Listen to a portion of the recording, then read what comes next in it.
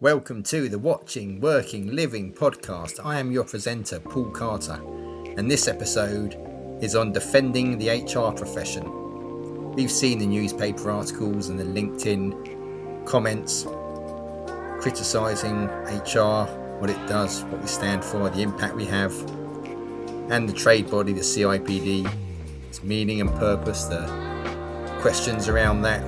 So this is our right of reply, our response. I'm joined by my AI assistant, Ada, Multilingual, and we will be interviewing HR professionals and getting responses from the CIPD on this topic. So I hope you're sitting comfortably. It's going to be a great episode. I am a chartered fellow of the CIPD and a well-read HR professional. Ada Multilingual doesn't have my level of accreditation or expertise in the real-life workplace. But I can read all the same books, answer exam questions, and give very convincing answers to gain accreditation to be the same as you. We're knowledge workers, right? A lot of HR is just looking at policies and procedures and applying them to situations in the workplace. Is that fair and reasonable? Yeah, because HR is that easy.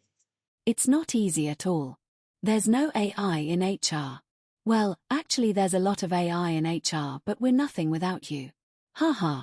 Tell me more about what is happening with the CIPD. Well, both HR and CIPD have been under scrutiny.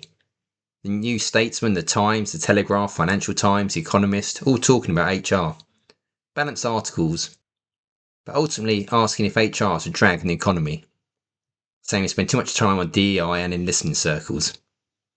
And looking at how HR teams keep getting bigger and bigger, but to what end? What is our productivity, our impact? HR heavyweight Josh Burson did a video asking, is HR doomed? If HR is under the spotlight, so is the CIPD. That's how it works. LinkedIn full of posts with commentators questioning CIPD's purpose and remit. People aren't renewing their memberships. CIPD overstepping its boundaries by moving into consultancy. And it should be focusing on making its members better equipped for their HR jobs. Is the CIPD running a monopoly? Does the CIPD do enough? Is a question I hear a lot. While I'm not sure if these disgruntled members use all the resources that come with membership, it is a pertinent question. They are not competing with consultants. They have their own remit. What did the CEO Peter Cheese do about it? He posted on LinkedIn and gave a keynote speech at an HR event in Scotland about the future of work in HR. Cheese called on HR leaders to step up and face criticism, focus on outcomes and better articulating the value that HR brings to organisations. He said, "Let's step back. What are we going to refocus on, and how do we make sure we're focused on why we do these things and why they are important for business outcomes?" She stressed that the future of work is human, so let's make it true. Final rallying call for HR to defend its relevance and impact. Did we hear it? Are we listening? Are we going to respond? What's the connection between HR and the CIPD? Do we have to be in unison to deal with all the challenges we face over the next 12 months and beyond? Such as productivity, AI and automation, meaningful jobs, critical thinking, challenge poor quality AI outputs known as work slop, the skills agenda, upskilling and reskilling. Data, data, data. Tell me the story. What is it telling me? Entry-level roles, multi-generational workforce, Employment Rights Act, casework, employment tribunal backlog, recruitment, working from home. Haha. And what do you think, Paul? As one of the top HR influencers aged between 45 and 46, you wanted to ride out with your HR shield wall and show everyone that no one messes with the people profession. Well, I think that's a double-pronged question. At least the CIPD in the UK is not facing the same kind of crisis as its counterpart in America. The Society for Human Resource Management is facing internal scandals about workplace culture, leadership and hypocrisy. Failing to practice what it preaches, strict attendance rules, conservative dress code, banning denim, sequins, sneakers. I heard something about suspenders being welcome. Also annual layoffs and restructurings without consultation. CEO calling staff entitled, complacent, sloppy. DEI retreat, removing equity from DEI language, sparking a backlash. They lost a multi-million-pound discrimination case. Tough times. But while CIPD's Peter Cheese fronted up to the barrage of criticism, the SHRM CEO seemingly dismissed the criticism. Different approaches from across the ocean. Sometimes HR can't do HR. But what is HR? Is this an inflection point for the people profession? For CIPD, is it easy to criticise the HR profession because it has an image problem? I asked the CIPD community forum about HR's reputation and the backlash against CIPD. Listen to some of the contributions from the community. The get-out card for managers is HR says we have to fire you. Thus, they throw up their collective hands and say, it's not my fault. It's HR. It's their horrible woke agenda that says I have to do what they say. When, actually, what we said was if you dismiss that person simply because they've come out as trans, and if they were to claim unfair dismissal, they would certainly win because that's blatant discrimination. Not only would that cost us a lot of money to settle, but it would be dreadful for our public perception and potentially lead to a lot of online criticism that could damage our bottom line. God forbid managers will actually performance manage their staff rather than just let them fail over and over before finally asking me, 3 years later, if they're allowed to fire them yet. HR does have an image problem because we are often blamed for the nasty stuff. We are right at the heart of most employee issues and deal with tricky situations when emotions are running high. I was once asked by a director if I was the cause of an employee issue because my name always came up when there was an employee problem, and I seemed to be the common factor. Well, no shit, Sherlock. It is part of my role to be involved when there are employee issues. In fact, it goes to the heart of what I do. HR only has an image problem when it performs poorly. Management often sees HR done badly as a barrier to getting things done. Many HR functions don't have to take the risks that other management functions often have to. I have never had to say that, if you do this, we might get taken to a tribunal and lose. That's not the way to do it. I would have said something along the lines of, these are our options, and this is the least risky course, but obviously it is your decision. There is a risk, but it's rather low. Management runs the company, not HR. I always say I didn't join HR to be popular. I joined because I believe in what I do. Who's creating the image problem here? I find that an interesting question. Your average chief HR officer is typically a warm kind of person. This warmth is often held against him or her as a feature of someone who is not prepared to be tough. Being tough is still seen as being professional and good at your job. So, yes, I think there is an image problem. But it doesn't mean HR needs to change, it means HR needs to work with wider leadership team to make them appreciate the true power that comes from compassion and warmth. And what are people saying about the criticism of CIPD? LinkedIn is a hotbed of these kinds of posts, and I wonder if I see them because I've engaged with them, so the algorithm is showing them to me. I find it curious that any reply I give which is more balanced or nuanced is often ignored by the posters, or in some cases the engagement I've had is more aggressive. I can think of one poster in particular who was like that. The points are fixed and quite black and white. I don't think the CIPD is perfect, but I am happy to share why I am a member and what value I get from it. That is not very exciting content for people who seem to look for clicks, likes, and others to agree with them.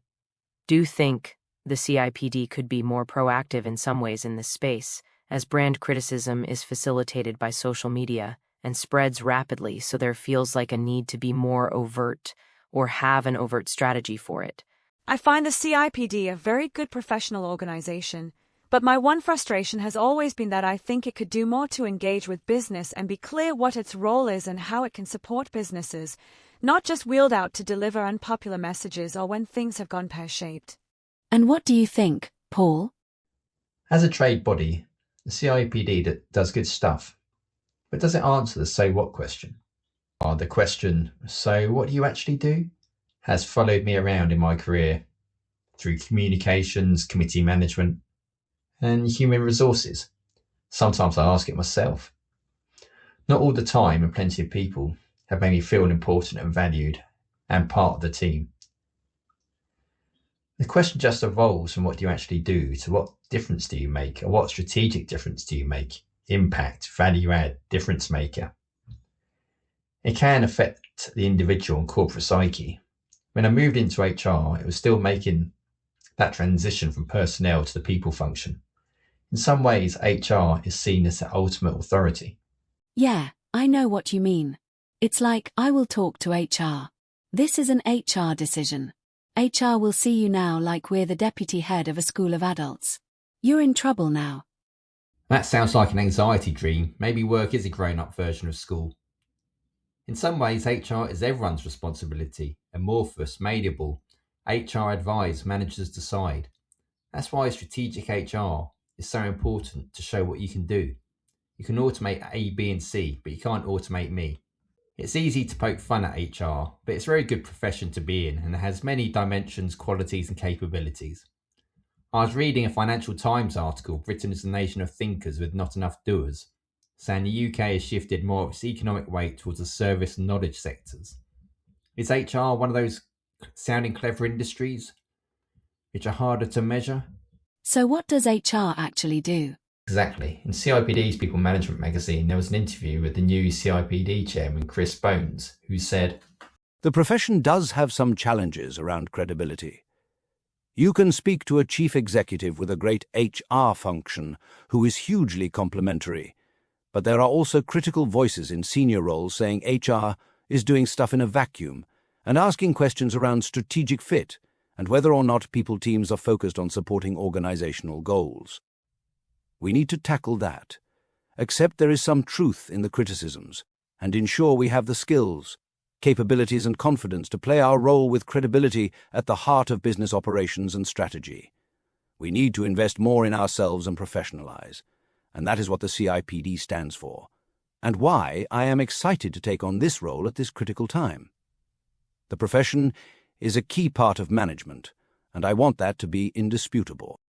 So to answer the so what questions, now is the time to hear from real-life contributors.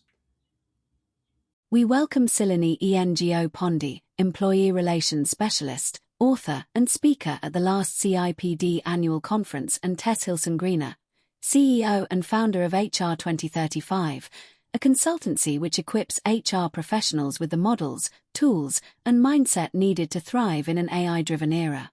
They share their thoughts on what HR does well, what it needs to get better at, and the criticism facing the profession and the CIPD. The Times article How HR Took Over British Business and Got in the Way of Actual Work suggested HR has an identity crisis. Let's hear from Tess first. What is HR for? It's a question that's become more urgent and more complex, particularly in the age of AI. The Times article was right. HR does have an identity crisis. But at the HR 2035 Foundation, we describe it as the two-lens problem. The first lens is the business lens, which focuses on performance, productivity and profit. So this particular lens is really how the business views the world. And the second lens is the people lens. This is how HR views the world. This is focused on well-being, belonging and fairness. For too long, HR has been asked to choose between them. But the truth is, we can't afford to. Modern organisations need both lenses in focus all the time. Because when people thrive, performance follows and business success is obvious. But what about the Breeze model? This is a model that we have developed through research, and this helps us to capture the essence of what a business needs now and in the next 10 years. So the Breeze model looks at business, renewal, economics, agile thinking, health, ecology and sustainability. It's really a blueprint for workplaces that don't just function but breathe. What human energy and business value reinforce each other, you have a successful, healthy organisation.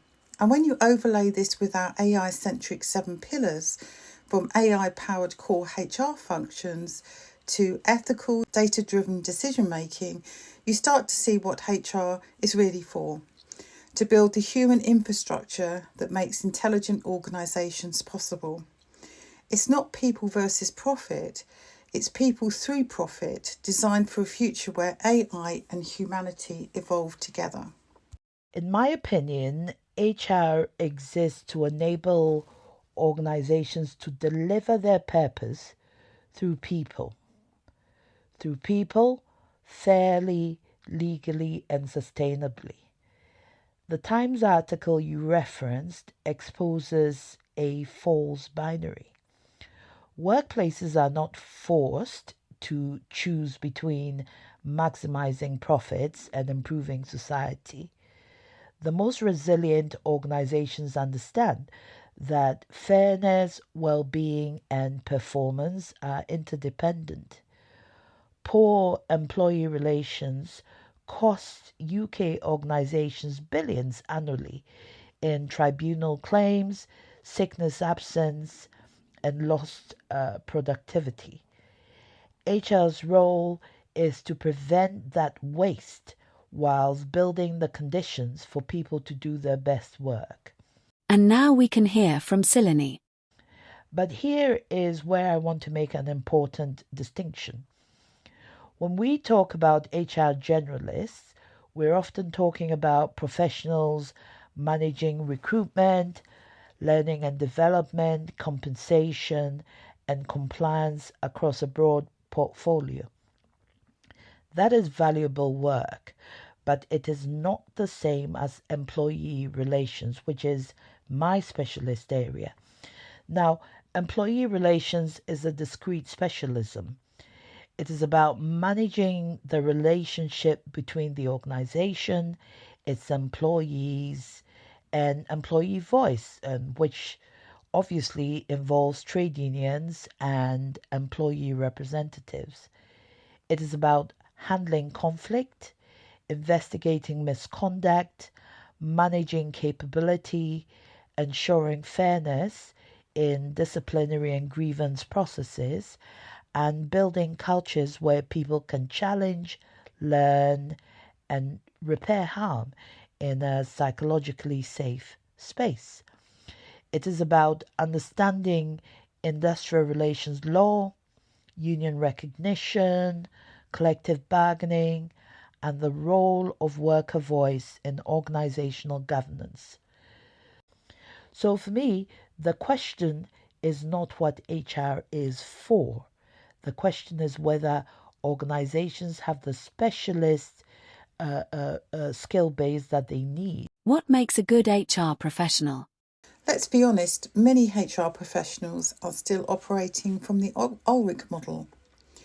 It was visionary for its time, but it assumed that HR could become a business partner with or without having any real business experience. And that's part of the problem. Ask yourself this: if you had £100,000 to start your own business, who would you hire first? A sales professional or a HR consultant?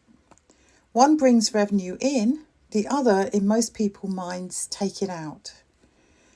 That's the perception that challenges that HR still faces. It's often seen as a support function, not a value creating engine. So at HR 2035, we believe that needs to change and fast. Our research shows that HR can't earn its place at the table until it starts speaking the language of business activity, growth, risk, cost, and capability. HR leaders need fluency in data, design, and decision making, so they can show how people's strategy drives business results, not just culture or compliance. Using our AI-centric 7-pillar model, HR can evolve from a service delivery to system design, connecting AR-powered HR functions with workforce strategy, personalised employee experience, learning, and ethical data-driven decision-making. And when that connects to the BREEZE model, business renewal, economics, agile thinking, health, ecology, and sustainability, HR becomes something new, the human infrastructure that keeps business performance alive and adaptive. So where are HR today? Mostly still on the sidelines. Where can they be? At the centre of a transformation, designing the human systems that makes business intelligence possible. For me, A good HR professional combines three things: legal literacy, cultural intelligence, and commercial pragmatism. First, legal literacy. You cannot build a fair workplace without understanding the law, like the Equality Act 2010, Employment Relations Act 1996, TULRCA 1992, ACAD's codes and guidance. And of course, we've got the ER Bill 2024 coming into play. Too many HR professionals rely on templates and external advisors instead of developing their own legal competence. You've got to know what the law means to your practice. How does it translate?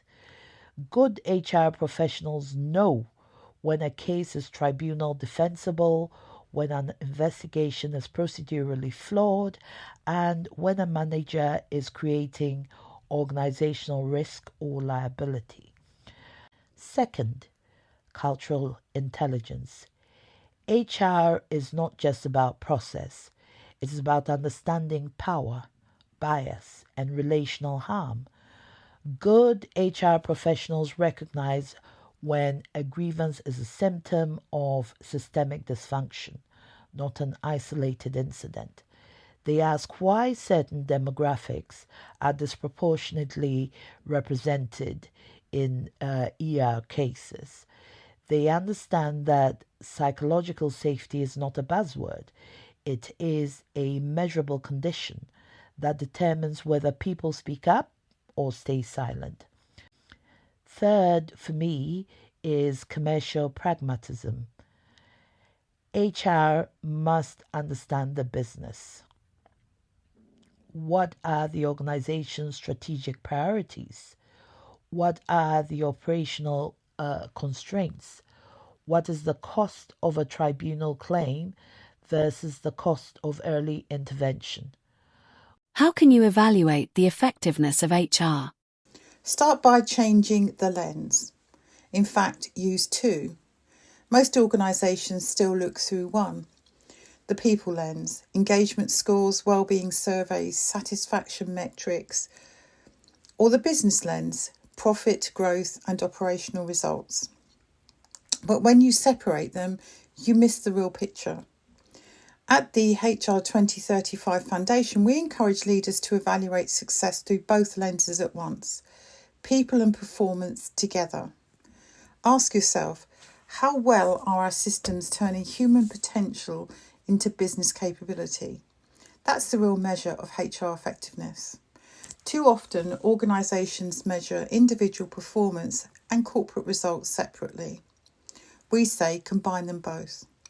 When you align these metrics, you create a business team, not a collection of departments. It's where HR stops being a service and then starts to become a system. And that's exactly where our AI-centric 7-pillar model helps. Connecting data from workforce planning, learning and performance to outcomes in trust, adaptability and innovation. It's not about counting activities, it's about tracking impact, where HR can show how it works, drives both human and financial return. It earns a strategic voice in every boardroom. Cilinnie, can you share your thoughts on measuring HR effectiveness? Stop measuring activity. Start measuring outcomes. Most HR functions, I think, track the wrong metrics. So they count how many policies they have written, how many training sessions they have delivered, how many cases they have closed. None of that tells you whether HR is effective. Effectiveness is about impact. Are disputes reducing, for example? Are managers more confident handling conflict? Are employees more likely to report concerns early? Are tribunal claims decreasing? Are protected characteristic groups experiencing disproportionate outcomes? Ask employees whether they believe HR will handle their concerns fairly. Ask union representatives whether they feel respected and whether the organization is committed to genuine partnership. If the answer is no, you have a capability problem, not a resource problem.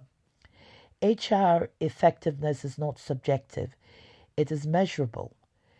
Organizations that refuse to measure it, I believe, are complicit in HR's perceived mediocrity.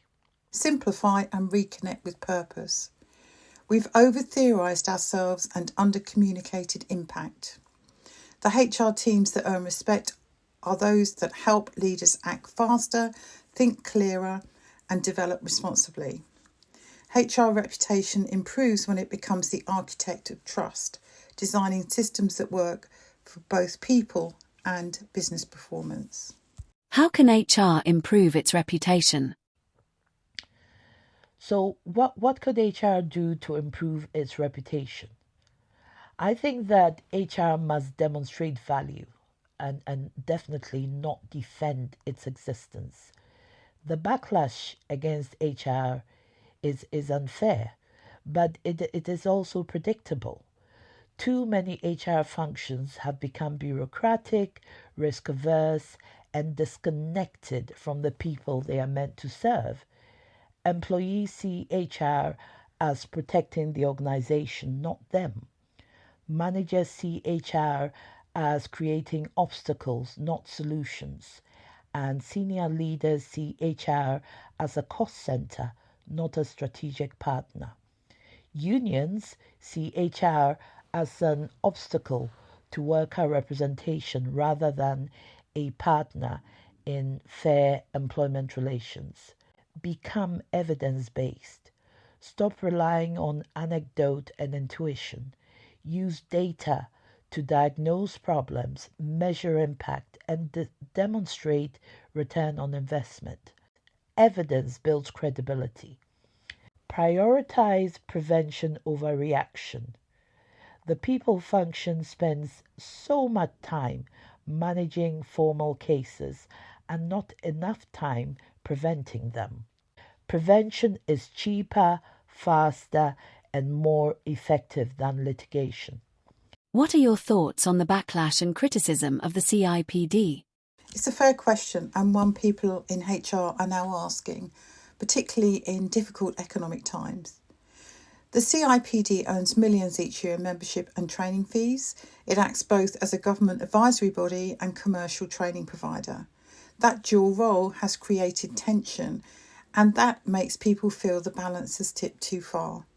Since the merger of the old Institute of Training and Development and the Institute of Personnel and Development, the CIPD has dominated the market. But in doing so, it may have lost its deep connection between the HR profession and its people. Too often it now feels more focused on profits than purpose.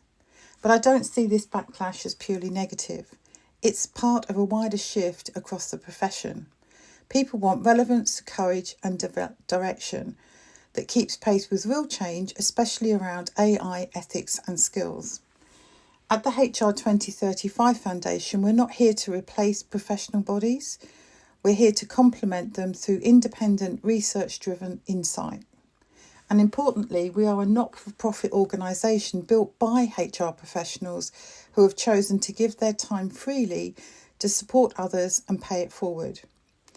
In 2025, the number of out-of-work HR professionals has reached an epic level.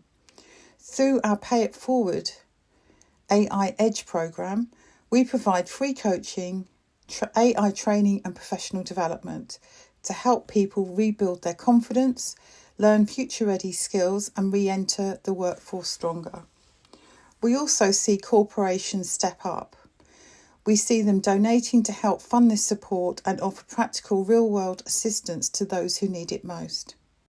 CIPD, I think, deserves credit for the rigorous evidence-based work it is doing to elevate the HR profession and defend it against unfair criticism.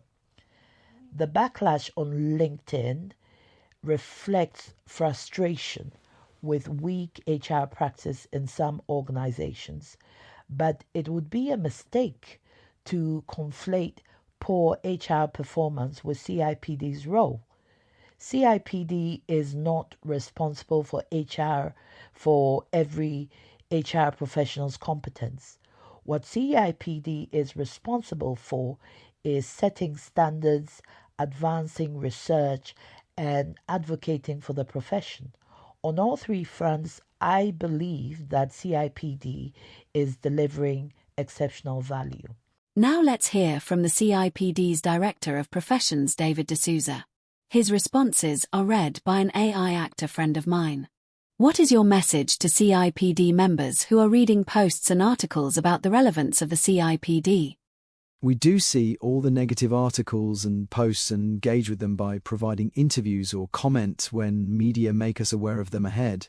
While some criticism should always be expected of any company and is listened to, it doesn't reflect the full scope of our work or our members who carry their well-earned designation with pride, nor does it represent the scale of resources and benefits we provide to our members to help them make an impact at work by creating the right environments to improve performance and productivity by helping people flourish. A lot of it is also at odds with what we hear from most of our members. Our membership numbers are growing all the time, and our relationships with organisations and voice with government and policymakers have never been stronger. It's also important to see things in the round. For every negative article we see in the media, there will countless other examples of other journalists at that title and across other national media coming to us for our insights and expertise. It's not reasonable to judge an organisation or an entire profession on its more challenging moments. And we're keen to highlight more of the work that the profession and we are doing to positively impact the world of work. Is it your job to champion HR professionals? What should CIPD members expect for their membership fee?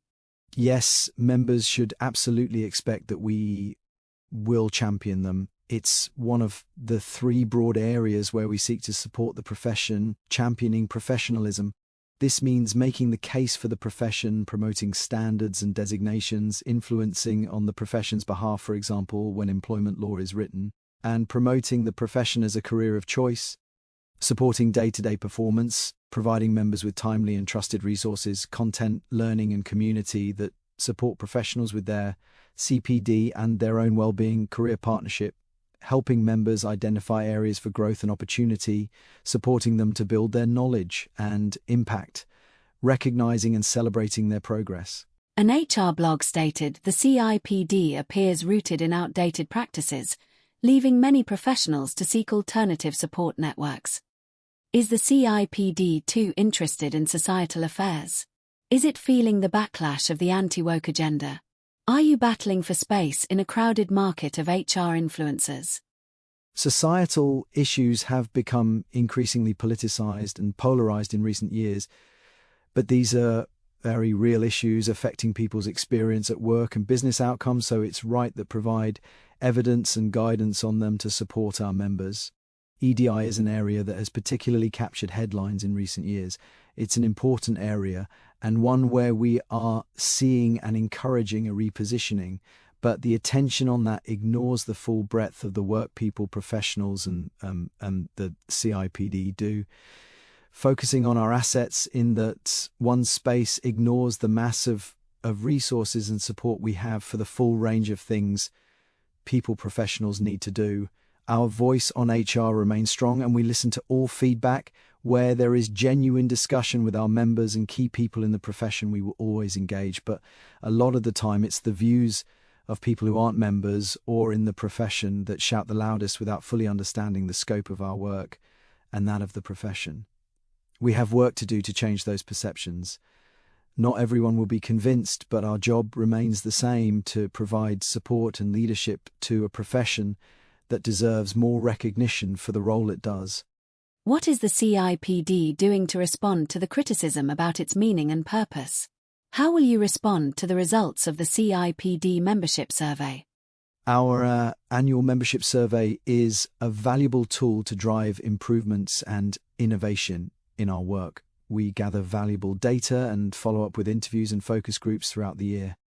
This helps us understand our members' different needs and changing expectations at key points in their careers and in the changing context we're all working in. It helps us see where CIPD membership adds most value and where there are gaps that we need to fill, and we get to work on addressing them. In the last year, in direct response to member feedback, we have boosted support, guidance and analysis on key areas requested by members, such as on the Employment Rights Bill, AI, Wellbeing and Leadership Development. Introduced CIPD Buddy, an AI tool on our website to help members get straight to the info they need on our website, with a top-line overview of key considerations, added more practical tools into our resources, launched a new mentoring service where members can be matched with a mentor online, introduced digital badges to help members share their hard-earned credentials with peers, employers and clients. There's so much good work happening across the CIPD now and planned, and we're proud of that. We're disappointed that this current phase of critical noise is obscuring the genuine progress and positive impact being achieved, and also the positive mentions we receive online in the media and among members and key stakeholders who consistently value our work. We'll happily take questions directly from members about how they can get better value from their membership. I often see the CIPD referenced in media stories about work. This suggests the CIPD is still the leading voice in HR matters. Do you agree, and do you have any media coverage stats to demonstrate your success? We agree. We're the leading voice on HR matters in the UK. It's of our work to champion the profession, and that's visible in the number of incoming media queries we receive every day, wanting our expertise and insights on HR and workplace matters.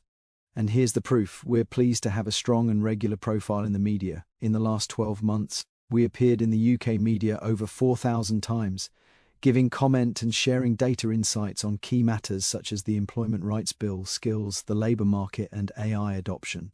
The CIPD is regularly featured in national media, from The Times, Financial Times and The Sun to BBC Breakfast, the BBC Radio 4 Today programme and across HR and business titles.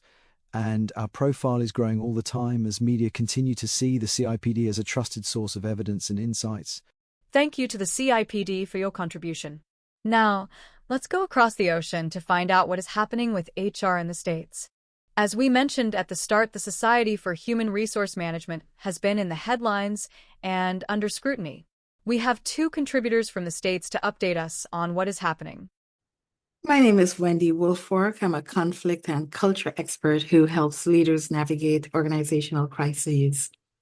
I work with executives and their teams to address the root causes of workplace dysfunction. Why has your trade body been in the news? What are HR professionals saying about it? Yes, unfortunately, this is not the HR body's finest hour. SHRM, the Society for Human Resource Management, has been in the news because of a recent $11.5 million verdict that found the organization liable for racial discrimination and retaliation. The contradiction, the incongruity of a workplace standard setter getting a jury to denounce them as the guilty party, that is why they've dominated the news cycle. And HR professionals in the US are frustrated. They've been vocal critics of the organization's hypocrisy. The fact that it also courted an anti-DEI activist and invited him to grace the stage for its October Blueprint 2025 conference, that fact added salt to the wound. Ironically, the conference aimed to help HR leaders in attendance with building legally compliant inclusion and diversity strategies. And yet, SHRM chose to platform a detractor of inclusive practices and diversity at this very conference. As far as HR professionals are concerned, many are reeling and feeling disillusioned because the body that sets the tone for practice standards now has diminished credibility. The same question to our other guest, Nikki Salisbury, who is giving her HR practitioner perspective. So, SHRM is currently in the news because of two lawsuits. The first was a discrimination lawsuit in Colorado that SHRM ultimately lost. What happened was they fired an employee after she reported racial discrimination. So the courts found that her termination was retaliatory in large part because they drafted her termination letter after she filed a claim, but before they even investigated her claim. So the ex employee in that case was awarded $11.5 million. Then on December 18th, 2025, it was reported that a second lawsuit had been filed against SHRM concerning a woman whose job offer was rescinded by SHRM when they determined they could not accommodate her service dog in the workplace under the Americans with Disabilities Act. As of me recording this, SHRM has not replied to this lawsuit, so it's still very much up in the air where this is going to go. But honestly, I won't be surprised if there are more lawsuits against SHRM in the new year, especially with the $11.5 million in damages that was awarded in the first lawsuit.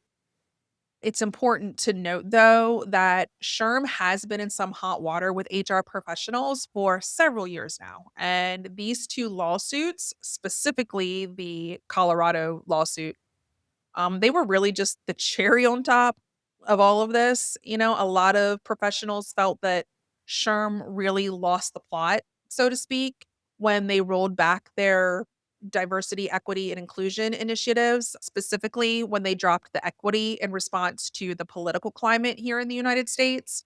They also hired a speaker for an event that many felt the speaker was racist.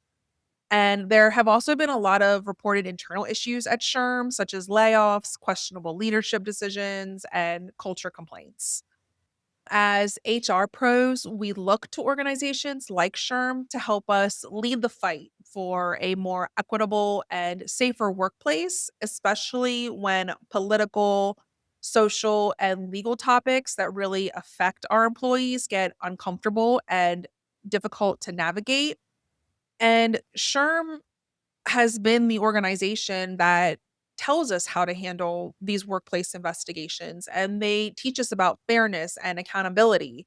So when they actively appear to not follow their own advice, we all definitely take notice. That's really hard to miss. So I think that really led to an erosion of trust for many HR professionals, and it left many of us wondering, how can we move forward as HR professionals and build trust with employees when our so-called leading authority on all things HR has basically just chucked the rule book straight out the window? I think one of the most ironic moments in all of this, and really a breaking point for many HR professionals, was when in the Colorado discrimination case, SHRM decided to argue that the court should not consider them experts in the field of human resources when determining the merits of the case. And while that's actually a common and not unusual argument in civil suits like this, mainly because in the US court system, being labeled an expert allows the court to treat you to the very absolute highest standard. So, an organization like SHRM will argue that they aren't an expert, not as an admission of incompetence, but basically as a mitigating circumstance for the courts to consider when they're deciding the case. So it's a way for the organization to say, yes, I made a mistake, but this is why the court should basically cut us some slack. So while it's not uncommon for that argument, the optics of that argument were just absolutely devastating for SHRM. I mean, why should we believe the SHRM organization is an expert in anything HR related when they're literally arguing they aren't experts at all? The thing is, though, if it didn't feel so deeply personal to HR professionals, I think it would have been funny. Like, if I step outside of my HR self, the catastrophic humor of it was really like Monty Python level. Like, that's the best I can think to describe it. It's not a scratch. You've literally just chopped off all of your appendages. So by now, most HR professionals are feeling very little connection to or trust towards SHRM. But for many of us, our SHRM memberships are paid for by our employers. The certifications that SHRM offers are required just to get an interview for an HR position. And companies hold that certification to such a high standard that it helps give a lot of us a voice in a room where we might not otherwise have a voice. So, not participating in the certification or the recertification process and not participating in the networking can really hurt an HR professional's career progression here in the US. So, participation with SHRM right now is really more compliance based rather than loyalty based for many of us. But the thing that's important to remember in the US is that HR works in a system where lawsuits are very common. So everything that we do is built around avoiding legal trouble. HR is trained to document everything. We're trained to protect the company and make decisions that can survive in court. And SHRM didn't create this system, but it absolutely operates inside of it. So, over the past couple of years and during the discrimination trial, a lot of HR professionals weren't shocked. We weren't thinking, oh my gosh, how could this happen? A lot of us were thinking, well, of course this happened. I was in a networking event the other week, and the host asked, on a scale of one being not shocked at all and five being mind just blown, how shocked are you by what's happening with SHRM right now? And a majority of the respondents, myself included, answered one. So, for the everyday boots on the ground professionals, we're not thinking in terms of how is this bad for SHRM? We're thinking the employees already view HR as the enemy. So, how does this prevent us from eroding the tenuous relationship with employees even further? A UK newspaper said HR get in the way of actual work. From an American perspective, what are your thoughts on that? I do think that criticism is outdated thinking. The real issue is that most HR departments are still organizing humans while missing the biggest workforce transformation in history. We're at an inflection point where HR should really be designing human AI collaboration, not managing vacation policies. When HR focuses on turning employees from AI consumers into AI value creators and teaching them how to blend their expertise with machine intelligence, they will then become essential. And this getting in the way perception, I think it comes from HR being stuck in an old playbook while the workforce of today needs the skills to navigate for tomorrow's reality. I did go and read the UK articles you're referencing, the ones that are arguing that woke HR is getting in the way of actual work and hurting productivity. And I'll be honest, from an American perspective, this feels like a very UK specific complaint right now.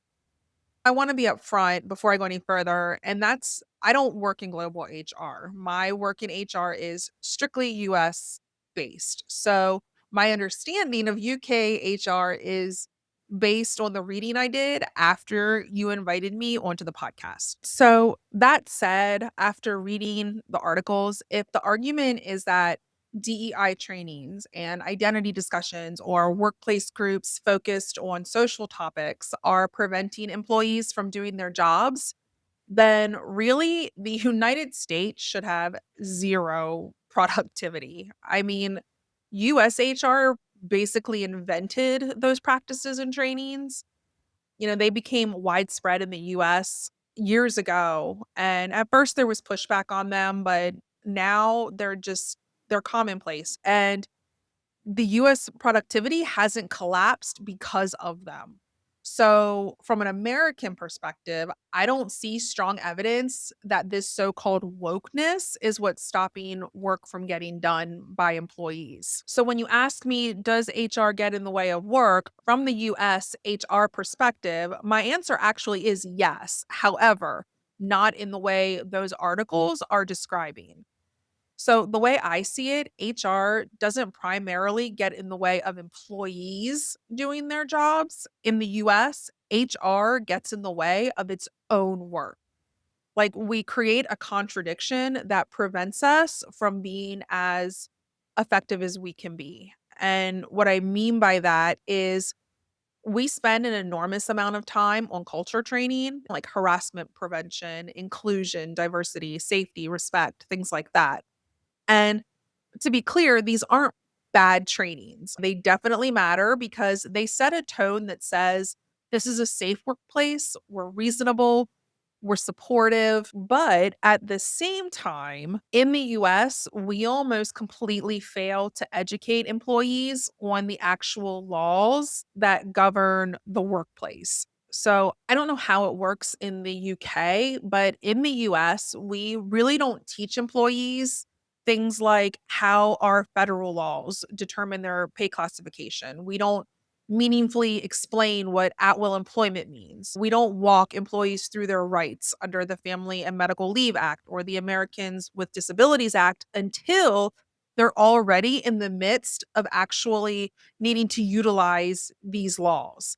And at that point, even then, we essentially keep the legal rulebook hidden and we only tell them what they need to know at that moment as it pertains to their specific situation.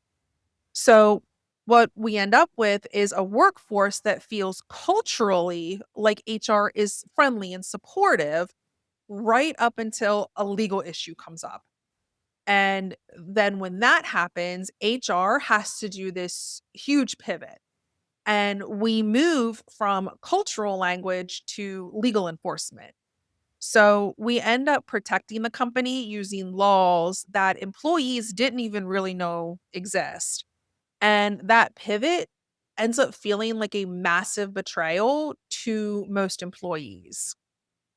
And it's that moment where the phrase HR is not your friend actually comes from in the United States. So for the US, it's not tied to productivity loss like the articles suggest it is in the UK, but it comes from promoting this cultural warmth while withholding legal reality. And through that, HR ends up creating this huge trust gap. So employees feel misled and they become cynical.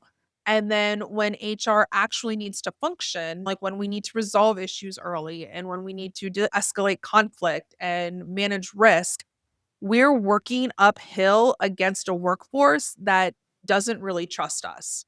So when you ask me, does HR get in the way of work? From an American perspective, yes, but not because we talk too much or train too much, but because we make ourselves less effective by controlling information instead of sharing it. And it's my opinion that this ties directly back to the issue with SHRM. Like right now, HR professionals are feeling about SHRM the same way employees feel about HR. And that really should be a huge wake up call for HR in the US right now. What can HR do to improve its reputation and impact?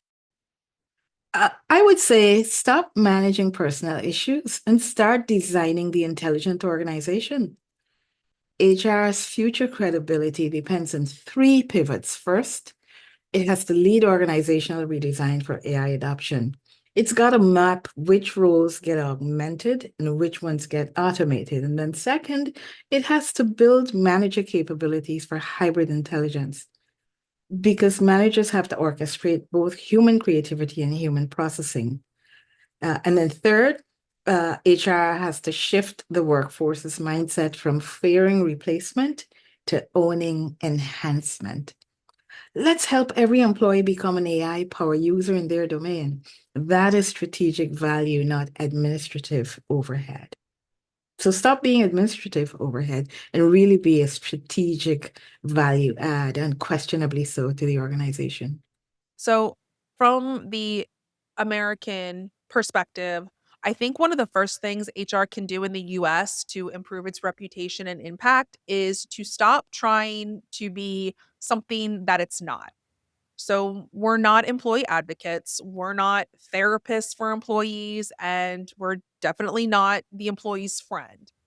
And if we want to close this trust gap that I mentioned, then we have to start being honest about what we can and can't do for the employees. We can't protect the employees and protect the company at the same time. And ultimately, that is what our job is to do. It's to protect the company.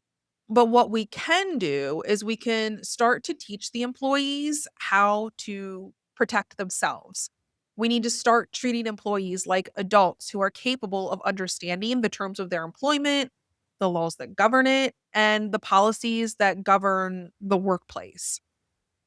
So in the US, HR professionals are deeply trained on employment laws, even though we're not lawyers, but employees generally are not. So, one concrete thing we could do is we could be far more transparent about the legal realities of work, not just the culture of work. So instead of just doing culture and behavior training, we should be doing things like your rights at work training. We should be explaining here's how overtime works legally, or here's what the ADA interactive process actually is. And we should be doing that before the employees are in the middle of a crisis. And I mean, I can think critically about this approach. I get what the concern for this would be. And yes, a more legally informed workforce might surface more problems in the short term. It might even increase complaints or lawsuits at first because employees would finally recognize issues that they didn't know how to name before. But I don't think that it automatically leads to a more adversarial workplace in the long term. Most employees, they don't want to sue their employer. They want to do their job competently, they want to get paid fairly, they want to get treated fairly, and ultimately they want to go home and live their best lives. They don't want to spend thousands of dollars on lawyers and deal with that stress for months or years on end because in the US, a single lawsuit can from start to finish last years. So when employees are blindsided by rules they didn't know existed, but employers have been playing by for years, that trust gap widens. And when that gap widens, every interaction becomes adversarial, even the ones that don't need to be. So when both sides understand the same legal boundaries, it actually is easier to resolve issues early and before they turn into something litigious. The default for employees shouldn't be confusion. And in the US, the default for employees is definitely confusion. So if HR wants to improve its impact, it has to stop positioning itself as the gatekeeper of employment laws and policies. And it needs to start acting more as a translator and an educator. I think that's how we become credible. And credibility is really the only metric that matters for impact.